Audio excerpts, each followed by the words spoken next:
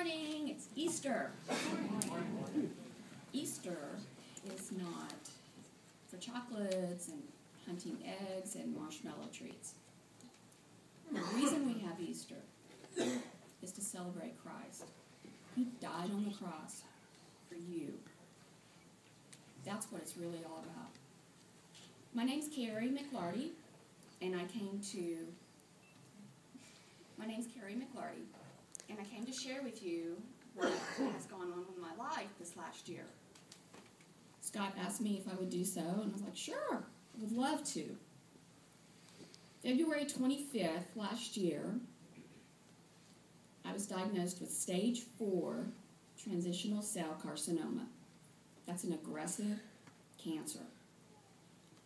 The doctor said, you have a tumor on your right kidney. It's gone to your liver. It's on your right lung. And it's in both femurs. You're terminal. Terminal. You have less than 3 months to live. You go home, you get your affairs in order, and prepare to die. Okay. So I thought about it, and I said, no, we're going to go to MD Anderson. We went to MD Anderson. That was on a Friday. We went to MD Anderson on that following Monday. And from March to August, I did 9 treatments. Team 1, my husband, my cousin Tillery, and my mother went with me to Houston every 3 weeks. And I had a PICC line and chemo, poison is what I call it, because it kills the good stuff with the bad. Hooked up to my arm for 72 hours straight. Go home, be sick, and go back down there the next 3 weeks. Same procedure. Went through 3 treatments. After the 3rd treatment,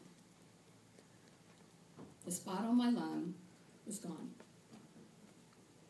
After the 6th treatment, the tumor on my kidney and the tumors on my liver were smaller.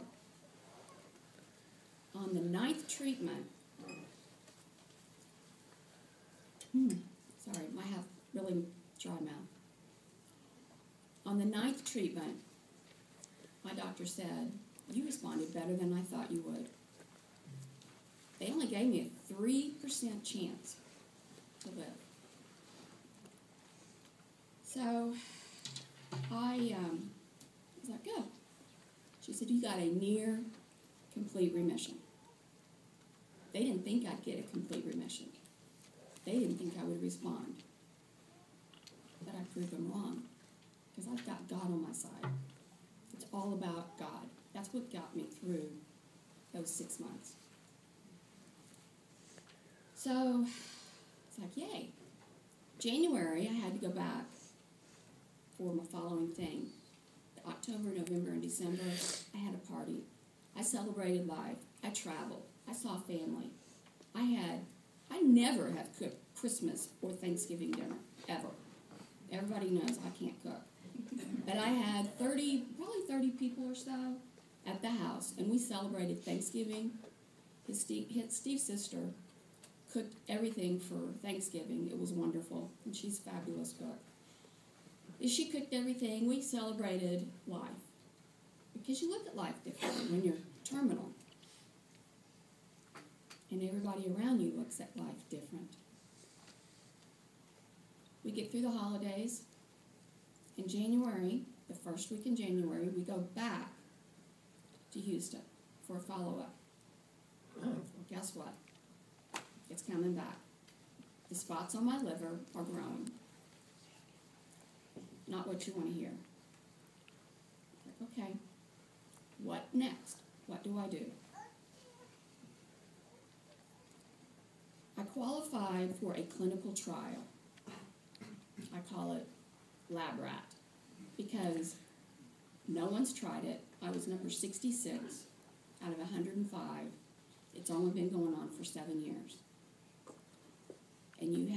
have the right stuff to qualify for certain clinical trials.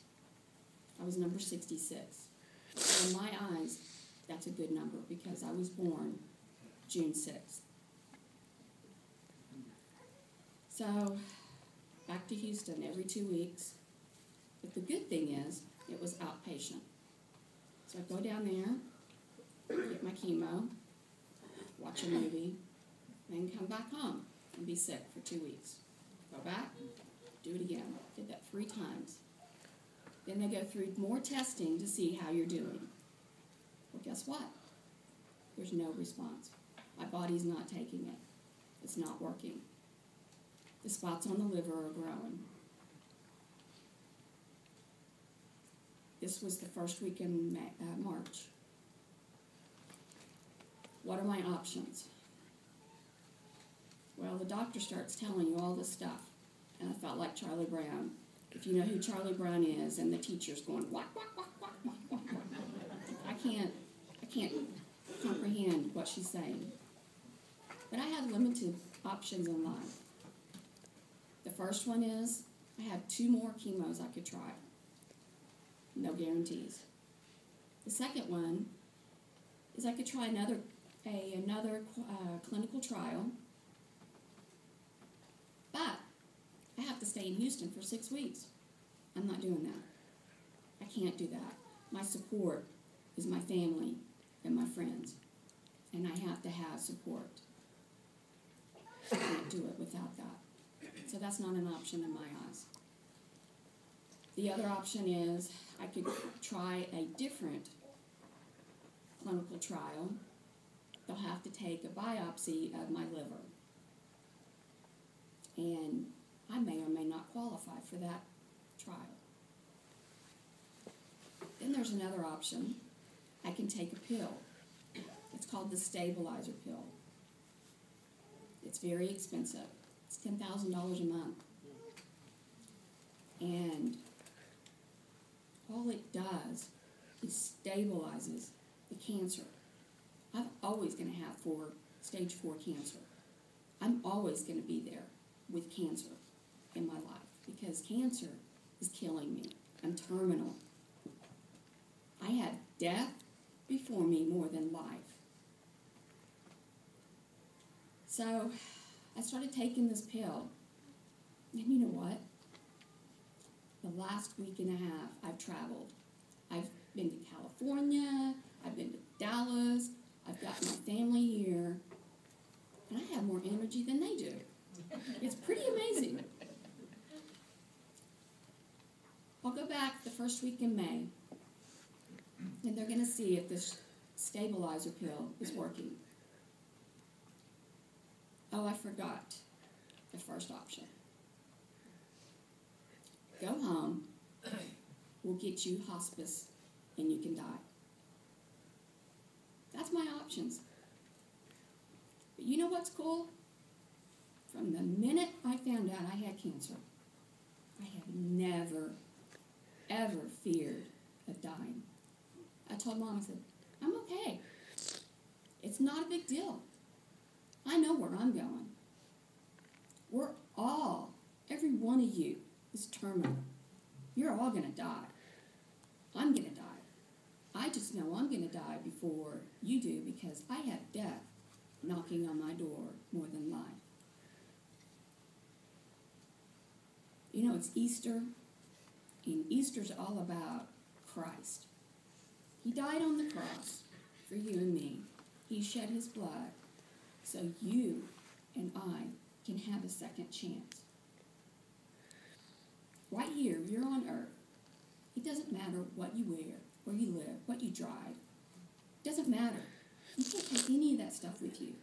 It's called things. What matters is what you have in here, in your heart and soul. And you better have Christ in your heart, because if you don't, you're going to burn in eternal hell. And Satan is going to dominate your life. I don't know about you. I know where I'm going, and I would love for you to be with me when you die and not go to hell. Why give Satan the glory and satisfaction. I'm not going to do it. That's not what I'm here for. You know, I've had some really rough days. It's all I can do to get out of bed. And anybody that knows anyone that's gone through cancer, it's not pretty. It's not fun.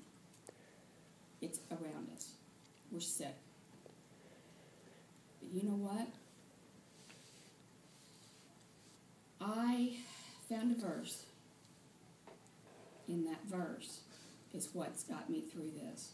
And knowing Christ is right there with me. It's Isaiah 41:10.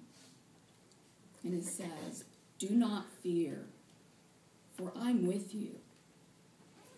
Do not be dismayed, for I am your God. I will give you strength, and I will give you courage. I will hold you up with my righteous right hand." And when I'm in the bathroom, puking my guts out, and I'm like, "Lord, where's my strength? Where's my courage? Give me your right hand." Because that's what got me through it. And look at me now. I'm terminal. I should be 6 feet under. He's given me life. And they're telling me I won't make my birthday. Well, I'm sorry. He's the ultimate physician. He knows when I'm going to expire, not the doctors. That's my message. And I want you to know where you're going and have it in your heart. Because if you don't, you're going to burn in hell. I'm sorry. Don't give Satan the satisfaction. Thank you.